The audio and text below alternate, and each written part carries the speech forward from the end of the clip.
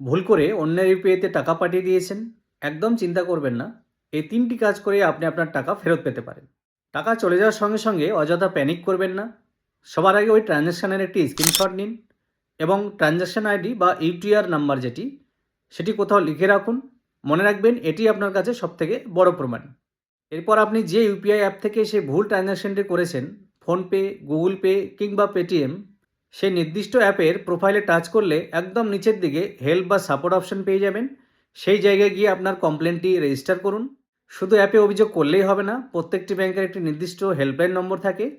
আপনার ক্ষেত্রে ব্যাংকের যে নির্দিষ্ট হেল্পলাইন নম্বর রয়েছে সে নম্বরে কল করে কিংবা ব্রাঞ্চে সরাসরি ভিজিট করে আপনি চার্জব্যাকের জন্য অভিযোগ জানাতে পারেন।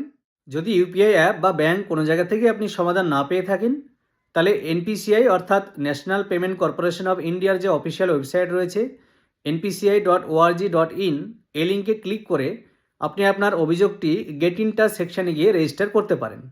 এনপিসিআইয়ের অফিসিয়াল ওয়েবসাইটে কমপ্লেন জানানোর জন্য সার্চ বারে এসে লিখুন এনপিসিআই লিখে গুগলে সার্চ করুন। প্রথম যে লিঙ্কটি আসবে সেই লিঙ্কে ক্লিক করুন।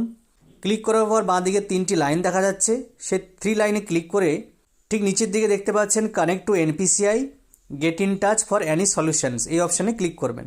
এই অপশানে ক্লিক করার পর একদম নিচের দিকে চলে আসবেন। এখানে অপশান রয়েছে have a complaint, check complain status, অর্থাৎ যদি আপনি আগে থেকে কোনো কমপ্লেন করে থাকেন সেই কমপ্লেনের স্ট্যাটাসটা এখান থেকে দেখতে পারবেন। তো আমরা যেহেতু নতুন কমপ্লেন করব তাই রেজিস্টার এই কমপ্লেনে ক্লিক করব। রেজিস্টার কমপ্লেনে ক্লিক করার পর একটি ফর্ম ওপেন হয়ে যাবে। সেই ফর্মে আপনি আপনার পছন্দ মতো অপশন বেছে নেবেন। যেমন এখানে দেখুন ট্রানজ্যাকশন টাইপ, তো ট্রানজ্যাকশন টাইপে আপনি ফান্ড ট্রান্সফারও সিলেক্ট করতে পারেন। তারপর নিচে অপশন রয়েছে ট্রানজ্যাকশন রিলেটেড ডিটেলস, অর্থাৎ ডেট দিতে হবে কোন দিন আপনার সেই রং ট্রানজ্যাকশন হয়েছিল। এরপর ট্রানজ্যাকশন আইডি আপনার এখানে লিখতে হবে, যেটা ইউটিআর নাম্বার বা ট্রানজ্যাকশন আইডি, যেটা আগে আমি ভিডিওতে আলোচনা করেছি। তারপর ট্রানজ্যাকশন অ্যামাউন্ট, অর্থাৎ কত টাকা ভুল পাঠিয়েছেন সেই অ্যামাউন্টটা এখানে বসাবেন। ব্যাঙ্ক নেম সিলেক্ট করে আপনার ব্যাঙ্কের নেম এবং অ্যাকাউন্ট নাম্বার সিলেক্ট করে আপনার অ্যাকাউন্ট নম্বরটি দিয়ে ক্যাপচা দিয়ে আপনি এখানে সেভ অ্যান্ড প্রসিডে ক্লিক করলে আপনার কমপ্লেনটি রেজিস্টার হয়ে যাবে।